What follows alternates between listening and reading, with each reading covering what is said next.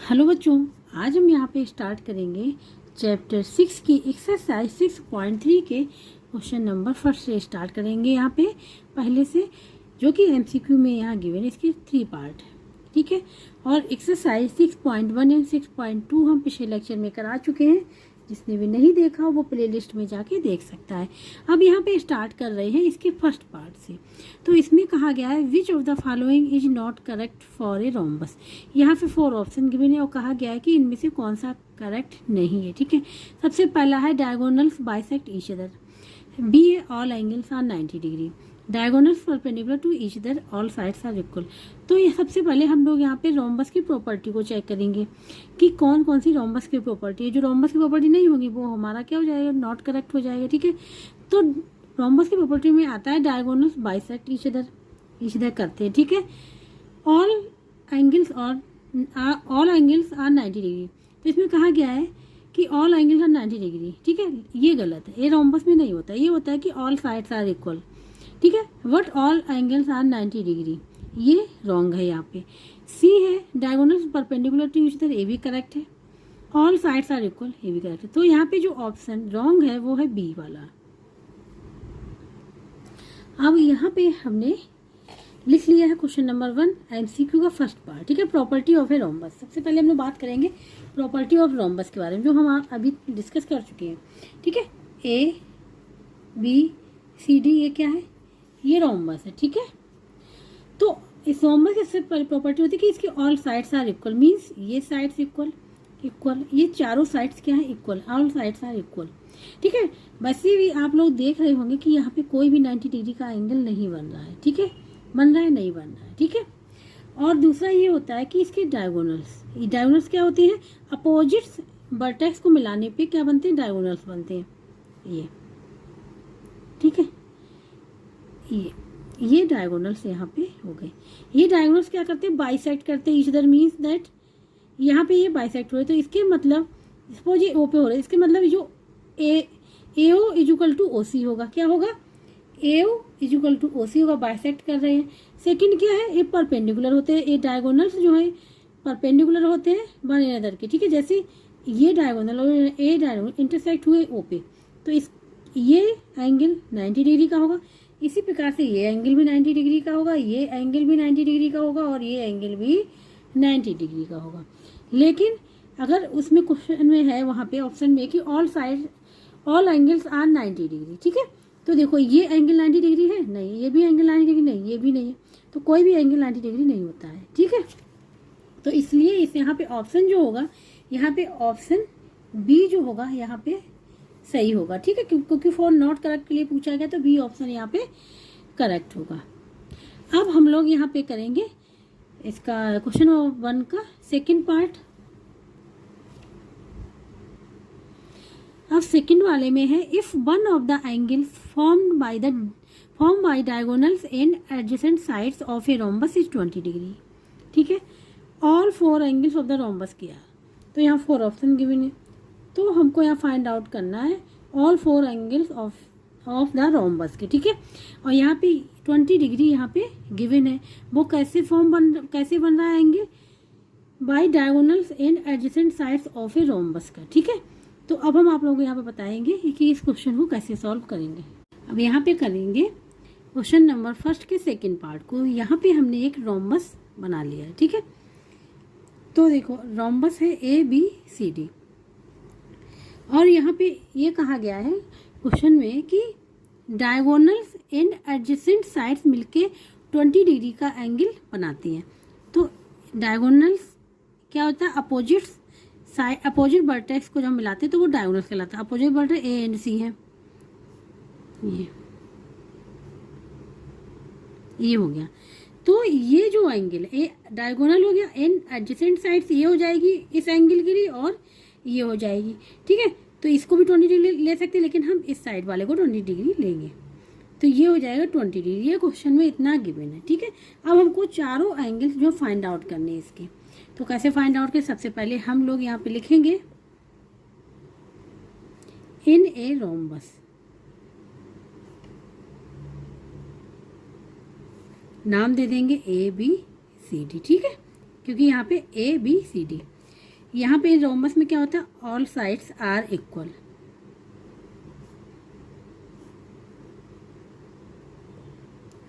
दूसरा है कि डायगोनल्स जो AC है वो बाइसेक्ट कर रहा है इस एंगल को, किस एंगल A को क्या कर रहा है, बाइसेक्ट कर रहा है। बाइसेक्ट का मतलब ये है एंगल A को 2 इक्वल पार्ट्स में डिवाइड कर रहा है। देखो यहाँ पे सपोज हमने ये कोई डायगोनल वो लिया, रोमबस लिया, ठीक है, ये एंगल पूरा कितना था, x था, ठीक है। जब हमने यहाँ पे डायगोनल्स लाए, डायगोनल्स जब हमने ड्रॉ किया तो जो x एंगल था, ABCD लिख दे, ठीक है, ये x एंगल जो था वो इक्वल पार्ट्स में डिवाइड हो गया। इक्वल पार्ट्स मीन्स ये वाला जो एंगल वो भी हो गया x/2 और ये वाला एंगल वो भी हो गया x/2, ठीक है। इसी प्रकार से यहाँ पे है, जैसे ये जो डायगोनल्स ने क्या किया, diagonals bisect the angle of a rhombus को। बाइसेक्ट मीन्स क्या होता है, डिवाइड इन 2 इक्वल पार्ट्स, ठीक है, डिवाइड इन 2 इक्वल पार्ट्स। तो यहाँ पे बाइसेक्ट हो गया, ठीक है। तो ये जो एंगल है 20 डिग्री, तो ये जो एंगल रिमेनिंग वाला है ये भी कितना हो जाएगा, 20 डिग्री हो जाएगा, ठीक है, क्योंकि diagonal bisect the angle of a rhombus. तो यहाँ पे अगर एंगल A लिखे तो एंगल A इक्वल टू क्या हो जाएगा, ये वाला एंगल कौन सा, BAC, तो angle BAC plus angle CAD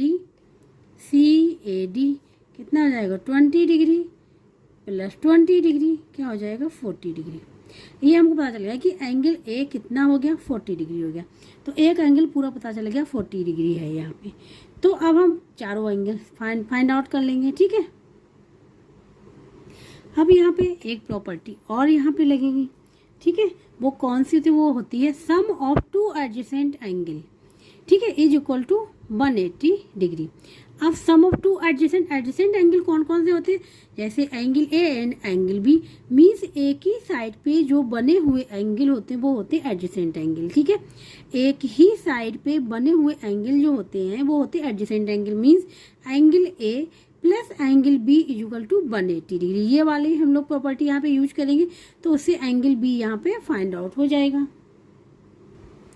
तो यहाँ पे लिखेंगे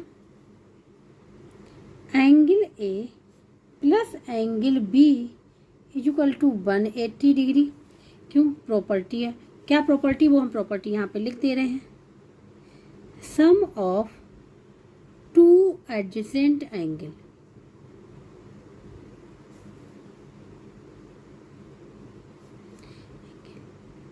इज इक्वल टू 180 डिग्री, ठीक है, 180 डिग्री ये प्रॉपर्टी होती है।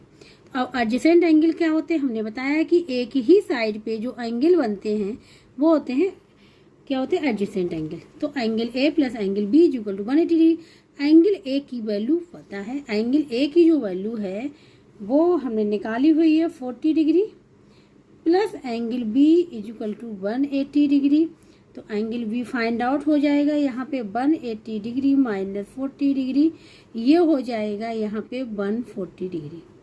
ये हो गया एंगल B यहाँ पे, ठीक है। अब angle A and angle B दोनों हमको यहाँ पे मिल गए हैं। तो अब हम यहाँ पे क्या करेंगे, फिर एक रोम्बस की प्रॉपर्टी यहाँ पे यूज होगी, ठीक है, वो होगी यहाँ पे लिखेंगे इन a rhombus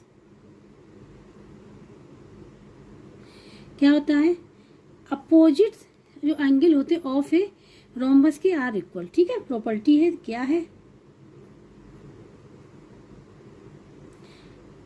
opposite angle of a rhombus are equal, एक प्रॉपर्टी यहाँ पे ये यूज हुई, ठीक है। तो अपोजिट कौन कौन से होंगे, तो अगर ध्यान से देखें अपोजिट मीन्स ये और ये, तो angle A equal to angle C and angle B equal to angle D, क्योंकि ये और ये अपोजिट तो होते हैं, ये एडजेसेंट एंगल है, ये भी एडजेसेंट एंगल, तो angle A and angle C opposite है, इसी प्रकार angle B and angle D opposite है। तो यहाँ पे हो जाएगा angle A equal to angle C equal to हो जाएगा, एंगल A की वैल्यू पता है 40 डिग्री। इसी प्रकार से angle B equal to angle D value angle पता है 140 डिग्री। तो अब चारों एंगल यहाँ पे फाइंड आउट हो गए, ए बी सी डी। अब क्या करेंगे हम लोग, इसको क्रम से लिख लेंगे, ठीक है। सबसे पहले लिखेंगे क्या, ए, फिर उसके बाद एंगल बी लिखेंगे, उसके बाद angle C and angle D लिखेंगे, ठीक है। अब हम एंगल को लिख लेंगे अल्फाबेटिक ऑर्डर में, ठीक है। तो आंसर अब हम लोग यहाँ पे लिखेंगे। सबसे पहले क्या लिखेंगे, एंगल ए, ठीक है। एंगल ए कितना है 40 डिग्री। फिर एंगल बी कितना है 140 डिग्री। फिर एंगल सी लिखेंगे कितना है 40 डिग्री। फिर एंगल डी लिखेंगे 140 डिग्री, ठीक है। तो ये हो जाएगा इसका आंसर, ठीक है। तो अब देखेंगे कि कौन सा ऑप्शन करेक्ट होगा। यहाँ पे देखो, ए ऑप्शन यहाँ पे करेक्ट है, 40 डिग्री 140 डिग्री 40 डिग्री 140 डिग्री, और यहाँ पे कहीं पे भी 40 डिग्री 140 डिग्री है ही नहीं, देखो ध्यान से। तो ए ऑप्शन जो है वो यहाँ पे करेक्ट होगा, ए ऑप्शन जो है वो यहाँ पे करेक्ट है। अब हम लोग करेंगे क्वेश्चन नंबर 1 का थर्ड पार्ट। अब थर्ड पार्ट में देखें, if a perpendicular drawn from an obtuse angle vertex of a rhombus to the opposite sides bisect the side, ठीक है, all angles of a rhombus के आर, ठीक है। यहाँ पे कहा गया है एक परपेंडिकुलर ड्रॉन किया गया है from an obtuse angle vertex, जो वर्टेक्स क्या होगा, ऑब्ट्यूज एंगल होगा, उससे एक परपेंडिकुलर ड्रॉन होगा ऑफ ए रोम्बस, ठीक है, रोम्बस के, टू द अपोजिट साइड पे होगा, बाइसेक्ट द साइड, जो परपेंडिकुलर ड्रॉन होगा अपोजिट साइड्स पे, वो क्या करेगा, बाइसेक्ट कर देगा साइड्स को। बाइसेक्ट मीन इक्वल पार्ट्स में डिवाइड कर देगा साइड को। तो हमको फाइंड आउट करना all angles of a rhombus के, ठीक है। तो अब इस क्वेश्चन को हम यहाँ पे सॉल्व करेंगे। यहाँ पे सबसे पहले हमने यहाँ पे रोम्बस ले लिया, ठीक है, ए बी सी डी, ये क्या है कि रोम्बस है। तो देखो यहाँ पे अगर ध्यान से देखें, वहाँ पे कागज परपेंडिकुलर ड्रॉन करना है, वो कहाँ से करना है, वो करना है जो वर्टेक्स क्या हो, ऑब्ट्यूज एंगल हो। तो ये एक ऑब्ट्यूज एंगल, ये ऑब्ट्यूज एंगल, तो हम यहाँ से क्या करेंगे, परपेंडिकुलर ड्रॉन करेंगे, अपोजिट साइड मीन्स इस साइड पे ड्रॉ करेंगे, ठीक है।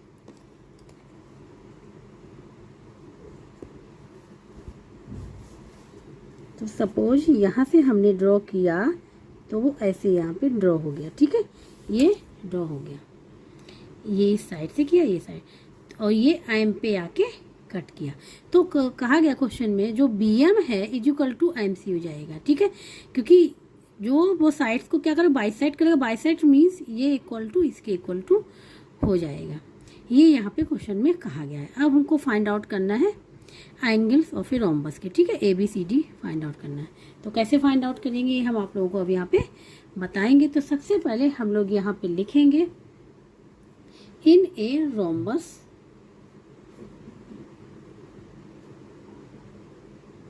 रोम्बस का नाम दे देंगे ए बी सी डी, ठीक है, A B C D rhombus है। तो यहाँ पे जो परपेंडिकुलर ड्रॉन हुआ डी एम, और परपेंडिकुलर का साइन ये होता है, क्या होता है, ये वाला साइन, ये वाला साइन जो होता है वो परपेंडिकुलर का साइन होता है, ठीक है। डीएम परपेंडिकुलर टू किस पे आया, बीसी पे, साइड्स पे, ठीक है।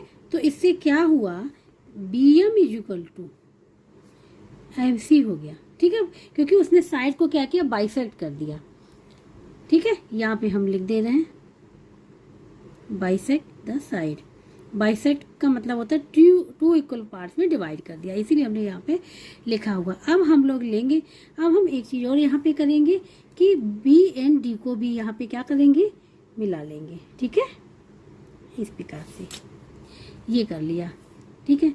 तो अब यहाँ पे हम 2 ट्रायंगल्स लेंगे। सबसे पहले हम लेंगे यहाँ पे ट्रायंगल बी एम डी, ये वाला ट्रायंगल लिया, एंड ट्रायंगल लेंगे सी एम डी, ठीक है, ये दोनों ट्रायंगल हमने ले लिए। अब देखेंगे इसमें कौन कॉमन है, ठीक है। ये दोनों ट्रायंगल हमने यहाँ पे ट्रायंगल साइन ये बना दिया, ठीक है। यहाँ पे ये, यहाँ पे अगर ध्यान से देखें B M is equal to M C, ये तो हम यहाँ पे लिख ही चुके हैं, तो यहाँ भी लिखना पड़ेगा B M is equal to M C, क्योंकि बाइसेक्ट करता है द साइड्स को। ठीक है, ये हो गया। दूसरा क्या है, ये एंगल 90 डिग्री का होगा, ये एंगल भी 90 डिग्री का होगा, तो लिखेंगे angle B M D is equal to angle C M D is equal to 90 degree. ठीक है, 90 डिग्री है। अब तीसरा क्या है, ये देखो डीएम जो है दोनों ट्राइंगल में क्या है, कॉमन है। ठीक है, तो यहाँ पे लिखेंगे DM is equal to DM, यहाँ पे लिख देंगे कॉमन साइड। ठीक है, common side in both triangle में। ठीक है, common side in both triangle में, ये लिख दिया। तो इसके मतलब क्या हुआ, ये हो गया। तो इसके मतलब क्या हुआ, जो ट्राइंगल है बी एम डी वो कॉन्ग्रेंट हो गया, ये कॉन्ग्रेंट का साइन होता है। ठीक है, ट्राइंगल सी एम डी। ठीक है, इसका मतलब क्या हुआ, जो साइड्स या जो एंगल बचे हुए हैं वो क्या हो जाएंगे, इक्वल हो जाएंगे। ठीक है, तो यहाँ पे जब ये कॉन्ग्रेंट हो गए तो यहाँ पे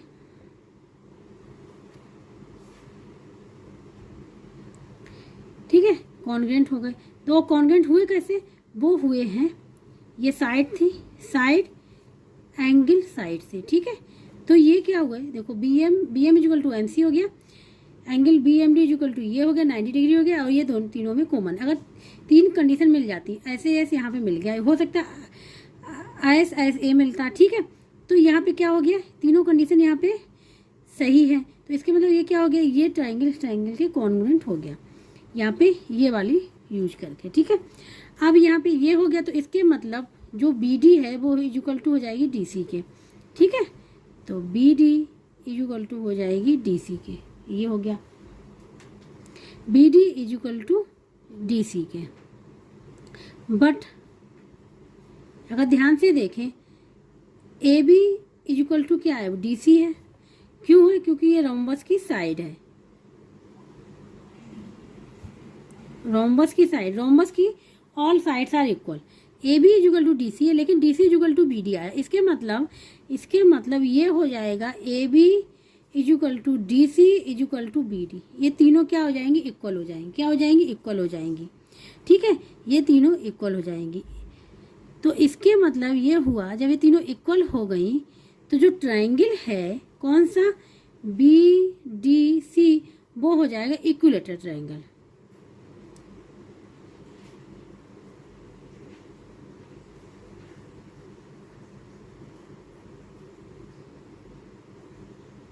इक्विलेटरल ट्रायंगल बन जाएगा। यहाँ पे क्या हुआ, ये साइड्स इक्वल हो गई। ठीक है, तो हमने कहा बी डी सी, ये जो ट्रायंगल बना ये बन गया इक्विलेटरल। क्यों, अब आप लोग सोचेंगे ये वाली साइड तो इक्वल है नहीं, लेकिन ये साइड्स भी इक्वल है, क्योंकि ये साइड्स भी किसकी, रोम्बस की, और रोम्बस की चारों साइड्स इक्वल होती है, ये इक्वल, ये इक्वल, ये इक्वल, ये इक्वल। ठीक है, तो ये तीनों साइड्स इक्वल है। इसके मतलब जो एंगल फॉर्म होंगे, एंगल ये वाला एंगल, एंगल ये वाला एंगल और एंगल ये वाला जो एंगल बनेगा वो इक्वल होंगे। ठीक है, तो इक्विलेटरल ट्रायंगल के जो एंगल होते हैं वो होते हैं कितने होते हैं, 60 degree. Angle C is equal to angle B is equal to angle D is equal to 60 degree.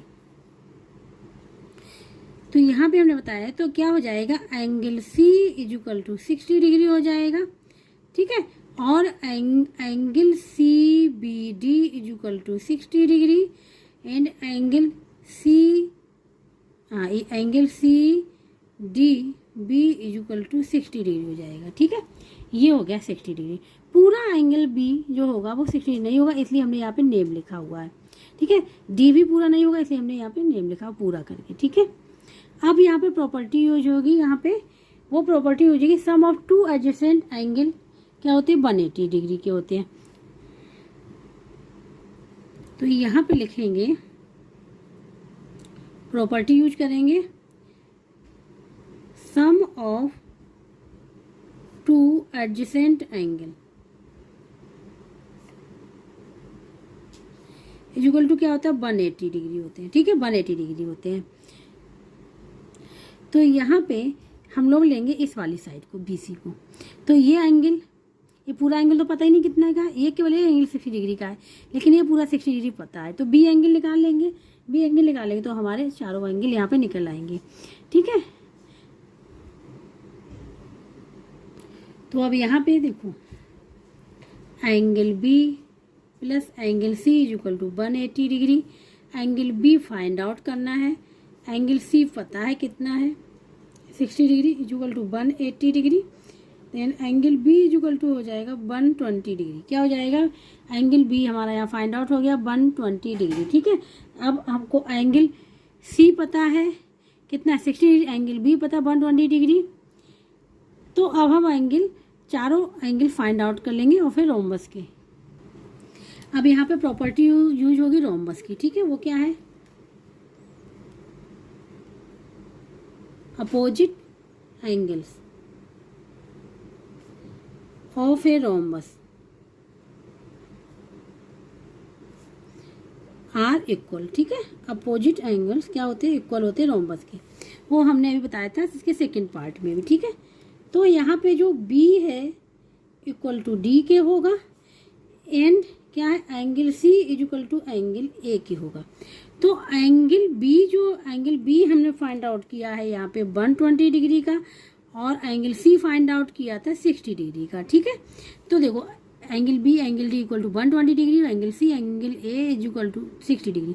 तो अब हमको यहाँ पे आंसर मिल गए, यहाँ पे आंसर लिख लेंगे।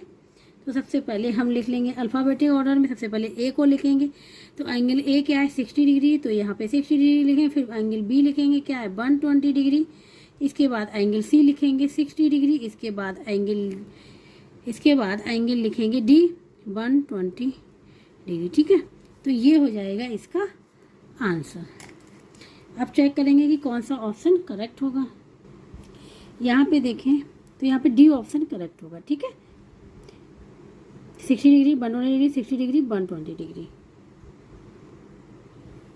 डी ऑप्शन जो है वो करेक्ट है। ठीक है, तो इस प्रकार से क्वेश्चन नंबर फर्स्ट एमसीक्यू था वो पूरा कंप्लीट हो गया है। ठीक है, जिसको कहीं भी समझ में नहीं आ डाउट हो रहा है वो कमेंट बॉक्स में करके पूछ सकता है। और जिसको वीडियो अच्छा लगा please like share and subscribe जरूर कर दीजिएगा।